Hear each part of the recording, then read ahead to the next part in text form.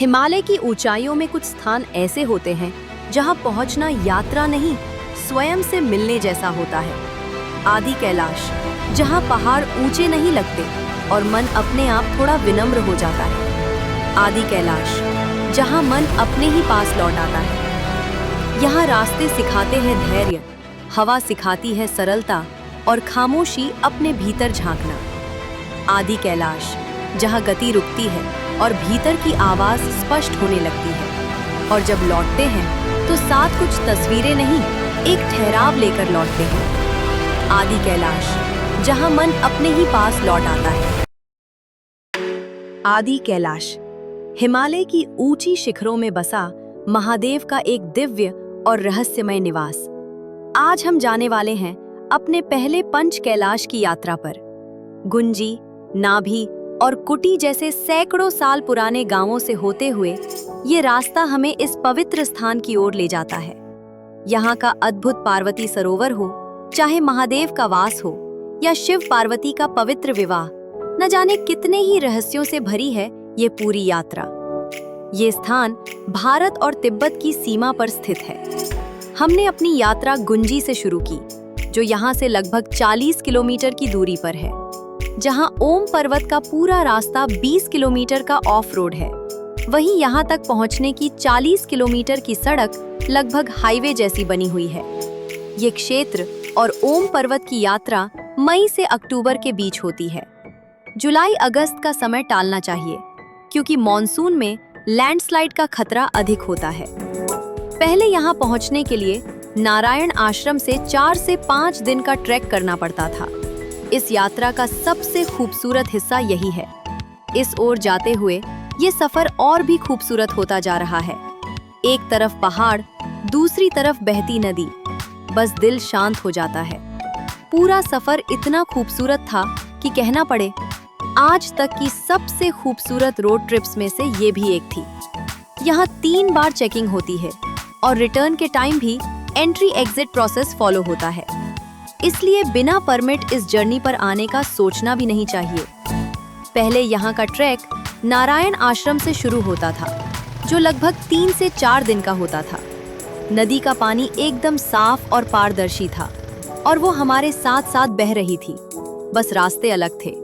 इस पहाड़ी घाटी में खड़े होकर सामने बर्फ से ढकी चोटियों को देखकर मन पूरी तरह शांत हो गया। चाहे यहाँ की तेज धूप हो या माइनस तापमान, हमारे सैनिक यहीं खड़े रहते हैं, देश की सुरक्षा में। इन्हीं की वजह से हम सुरक्षित हैं। ग्लेशियर से बहते इस पहाड़ी पानी में एक अलग ही ताजगी थी।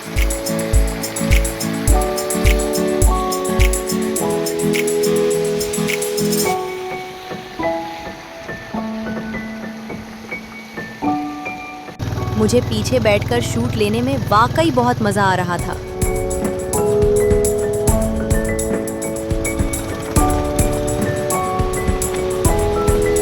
और साथ ही सामने के नज़ारों को एंजॉय कर रही थी।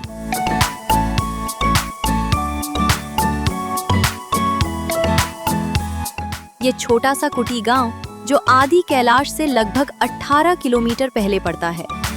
मान्यता है कि यात्रा के दौरान पांडव अपनी माता कुंती के साथ यहाँ कुछ समय रुके थे और कुंती के नाम पर ही इस गांव का नाम कुटी पड़ा। यही आदि कैलाश मार्ग का सबसे आखिरी गांव है।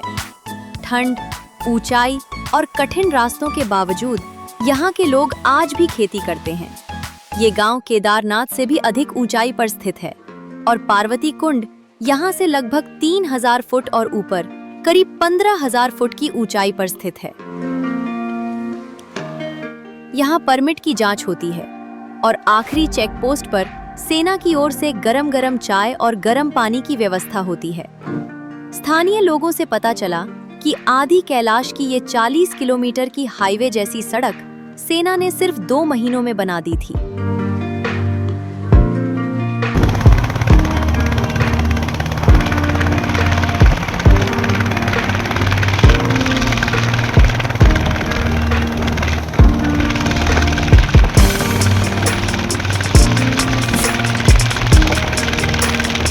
आगे का रास्ता बड़े बड़े हिम शिखरों से ढका हुआ था और ठंडी हवा लगातार चल रही थी।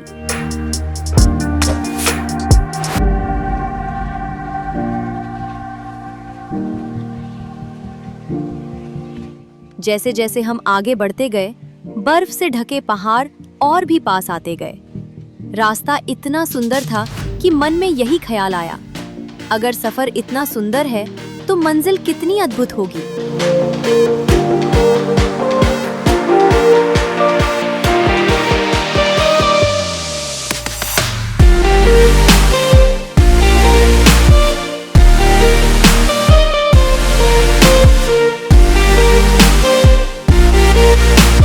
भावेश बाइक चलाते हुए पूरा आनंद ले रहा था और मैं पीछे बैठकर शूट और नज़ारों का मजा ले रही थी।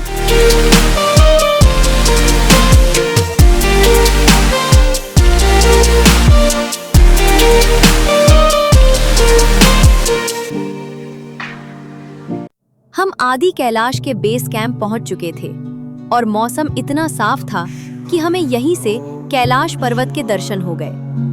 मैं वहीं खड़ी होकर बस कैलाश पर्वत को देखती रह गई। उस दृश्य से नजर ही नहीं हट रही थी। मेरी आंखों में सच में आंसू आ गए, क्योंकि विश्वास ही नहीं हो रहा था कि हमने अपने पहले कैलाश के दर्शन कर लिए हैं, क्योंकि ये सफर इतना आसान नहीं था। 3 दिन की लंबी यात्रा के बाद यहाँ तक पहुँचना, वो भी हमारा पहला बाइक टूर, और सीधे आदि कैलाश। यकीन करना मुश्किल था। आदि कैलाश के ऊपर की रेखा ऐसी दिखाई देती है जैसे महादेव का तिलक हो। आदि कैलाश से कई रहस्य जुड़े हुए हैं। मान्यता है कि रावण ने यही कठोर तपस्या की थी और इसी स्थान पर महादेव से शक्तियां प्राप्त की थी। कैलाश मानसरोवर के बाद आदि कैलाश को दूसरा कैलाश माना जाता है और कहा जाता है कि भगवान शिव ने ध्यान के लिए इसी पवित्र स्थान को चुना था। अब जो रास्ता आप देख रहे हैं, यहीं से 2 से 3 किलोमीटर का ट्रैक कर हम पार्वती सरोवर के दर्शन के लिए ऊपर चढ़ने वाले हैं।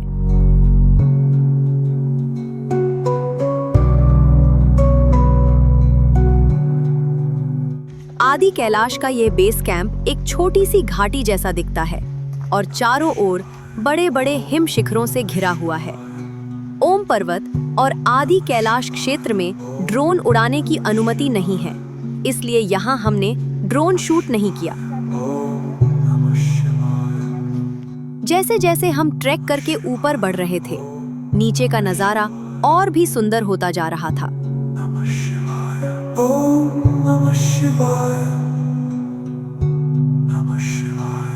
अब हम पार्वती सरोवर के पास बने शिव मंदिर पहुंच चुके थे।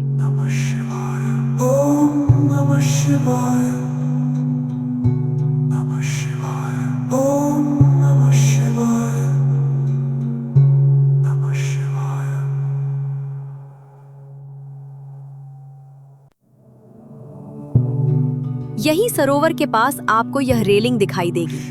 बर्फ पड़ने पर इसी रेलिंग से यात्रियों को रास्ते का अंदाजा होता है।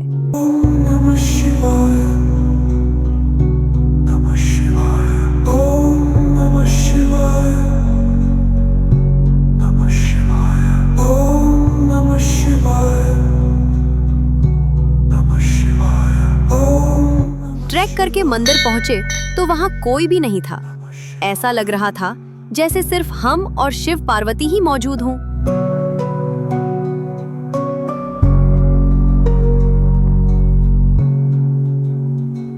वहां एक बड़ा सा शिवलिंग था। ऐसा प्रतीत हो रहा था मानो शिवजी स्वयं शेषनाग के साथ कैलाश पर विराजमान हो।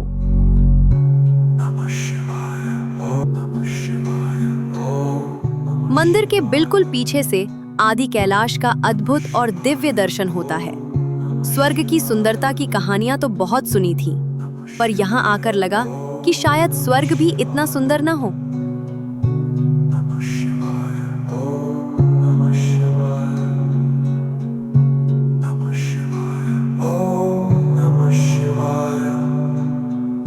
हमने कभी सोचा भी नहीं था कि यह सरोवर इतना विशाल होगा, चारों तरफ फैला हुआ, शांत और काफी सुकून देने वाला। सरोवर का पिछला हिस्सा पूरी तरह बर्फ की सफेद चादर से ढका हुआ था। यहाँ की एक और विशेष बात है भीम की खेती। मान्यता है कि भीम ने यहीं खेती की थी और आज भी इस किनारे फसल अपने आप उगाती है।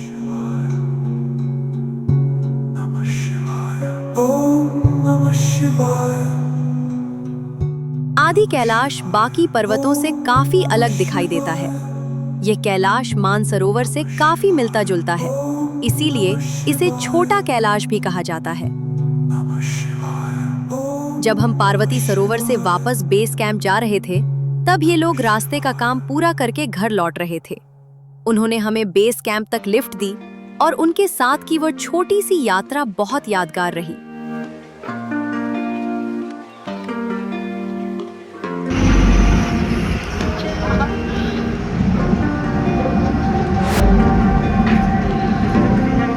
थैंक यू इन 7 लोगों को जो हम लोगों को लिफ्ट दिया। Thank you sir.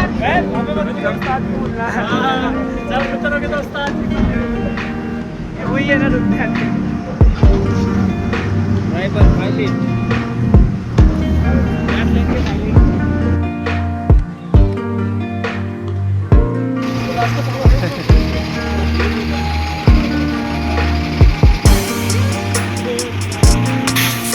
वापसी का सफर किसी जल्दी में नहीं था। जाते समय जो रास्ता काफी कठिन लग रहा था, वापसी में वही रास्ता खुद ब खुद आसान लगने लगा। मन भरा हुआ था, जैसे इस जगह को देख लेने के बाद कुछ कहने की जरूरत ही नहीं रही। बस हर मोड़ के साथ वो एहसास और गहरा होता जा रहा था। और शायद यही किसी यात्रा का सबसे खूबसूरत अनुभव है। देव की कृपा से आज हमारा ओम पर्वत और आदि कैलाश दोनों अच्छे से हो गया।